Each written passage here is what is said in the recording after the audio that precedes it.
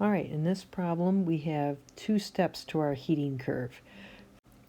We start out with liquid water at 100 degrees C.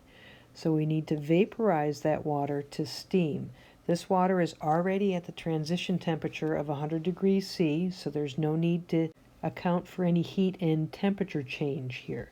It's a phase change from water in the liquid form at 100 degrees C to water in the gaseous form at 100 degrees C. Once all the water has vaporized, then we can heat the steam from 100 degrees C to its final temperature, 540 degrees C. All right, and we'll go through our calculation. We've set this up so that we have here the heat involved in a phase change. Here's the heat involved in a temperature change. And we see that we've set this up because our units are going to cancel, such that the only units that survive are units of joules.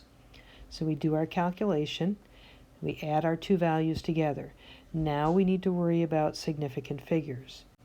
The result of our first calculation, we're limited to 3 sig figs. So this number is good to the tens place. In our second calculation, we also have 3 sig figs, but this is the result is a number that's good to the ones place. So we add these two values together, and our worst decimal place is our tens place.